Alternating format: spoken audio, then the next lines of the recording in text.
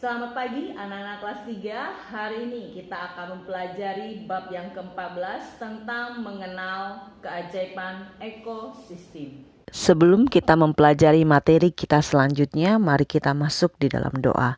Allah Bapa yang tak kerajaan surga, terima kasih Bapa untuk hari ini kami boleh belajar bersama-sama mengenai materi pada hari ini. Walaupun kami masih tetap harus belajar di dalam rumah. Tuhan pimpin setiap kami, anak-anak-Mu boleh memahami materi ini. Terima kasih Tuhan, di dalam nama Tuhan Yesus kami berdoa dan mengucap syukur. Amin. Materi kita pada hari ini adalah bab yang ke-14, mengenal keajaiban ekosistem. Ayat firman Tuhan yang melandasi materi kita pada hari ini adalah terambil dari Kejadian 1 sampai yang kedua dan Mazmur 104. Yang pertama kita mempelajari tentang Allah menciptakan ekosistem. Tahukah kamu apa itu ekosistem? Ekosistem adalah suatu sistem ekologi yang terbentuk karena adanya hubungan timbal balik yang tidak terpisahkan antara makhluk hidup dengan lingkungan fisik yang di sekitarnya. Dengan kata lain, ekosistem berarti suatu kesatuan utuh di lingkungan dan juga makhluk hidup yang saling mempengaruhi. Ekosistem tidak hanya berlaku bagi hewan dan tumbuhan saja, akan tetapi untuk semua makhluk hidup termasuk manusia di dalamnya. Keberadaan ekosistem di bumi ini merupakan salah satu ciptaan Tuhan. Tuhanlah yang menciptakan ekosistem. Dari sini kita bisa belajar bahwa Allah memperhatikan segala sesuatunya secara rinci. Bahkan untuk hal-hal terkecil sekalipun, Ia sudah mengatur semua dengan baik adanya. Allah tidak hanya menciptakan manusia, hewan, dan tumbuhan begitu saja. Tuhan juga sudah menempatkan tumbuhan dan binatang yang saling membutuhkan dalam satu lingkungan. Semua Ia tempatkan dan diatur di tempat yang tepat. Semua yang Tuhan ciptakan, baik tumbuhan, hewan, dan manusia, sudah mempunyai peran masing-masing di alam semesta ini. Peran tersebut sangat mendukung keadaan ekosistem yang ada. Bisa kamu bayangkan jika di bumi ini tidak ada hewan ataupun tumbuhan? Pasti yang terjadi adalah kekacauan. Dalam masa penciptaan yang Tuhan kerjakan, Ia sudah menciptakan semuanya secara teratur. Tuhan memulai karya penciptaannya dengan menciptakan langit dan bumi beserta petang dan pagi. Lalu Ia menciptakan tumbuh-tumbuhan yang berbiji, hewan yang hidup di darat dan di laut. Kemudian Tuhan menciptakan manusia pada hari yang terakhir atau hari yang ke-6. Semua yang Tuhan ciptakan dikelola secara baik dan penuh tanggung jawab oleh manusia. Hal ini bertujuan agar ekosistem alam berlangsung dengan baik. Selanjutnya kita akan mempelajari ekosistem darat tempatku berada. Anak-anak kita bisa memperhatikan buku materi kita di 112 tentang ekosistem darat tempatku berada. Di situ terdapat gambar tentang ekosistem di darat.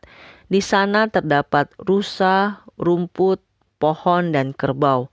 Rumput menjadi makanan utama untuk rusa dan kerbau. Itu semua adalah makhluk hidup ciptaan Tuhan. Rusa dan kerbau dapat bertahan hidup karena ada rumput yang dapat dimakan.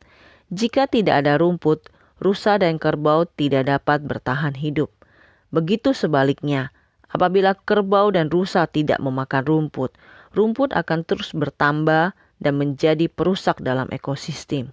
Hewan-hewan di dalam gambar ini dapat menjadi penyedia makanan dan juga pemangsa. Makhluk hidup ciptaan Allah hidup saling membutuhkan.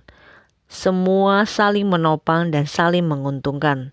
Ketidakseimbangan dalam ekosistem akan merusak seluruh kehidupan. Manusia akan dirugikan karena keperluan hidupnya tidak tercukupi. Tidak hanya itu, pasti juga akan ada makhluk hidup yang akan punah. Oleh karena itu, setiap makhluk hidup yang Tuhan ciptakan mempunyai peranan masing-masing. Sampai bakteri pengurai sekalipun juga mempunyai fungsinya. Semua yang Tuhan ciptakan tidak hanya berfungsi dan bermanfaat bagi dirinya sendiri, akan tetapi untuk makhluk hidup yang ada di sekitarnya juga. Tugas kita sebagai manusia adalah menjaga keseimbangan ekosistem yang ada. Selanjutnya adalah ekosistem perairan yang ajaib. Tuhan tidak hanya menciptakan daratan di atas bumi, tetapi juga menciptakan lautan. Di dalam lautan, sungai, danau, dan perairan lainnya juga terdapat kehidupan.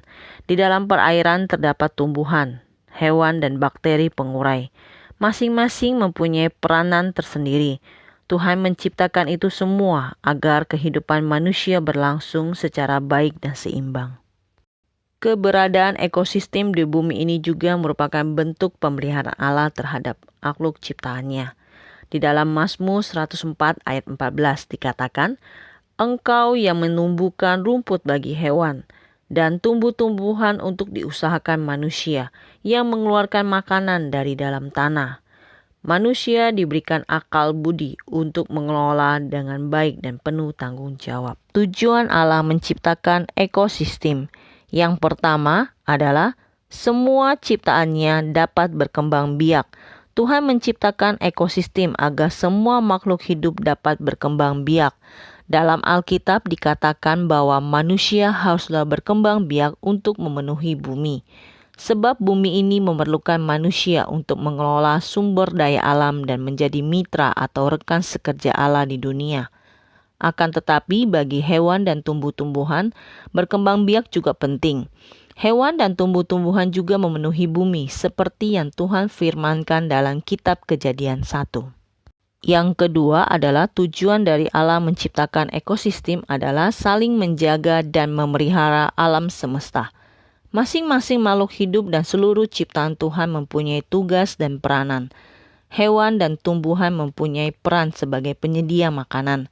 Manusia diberi mandat dan tanggung jawab untuk mengelola bumi beserta isinya.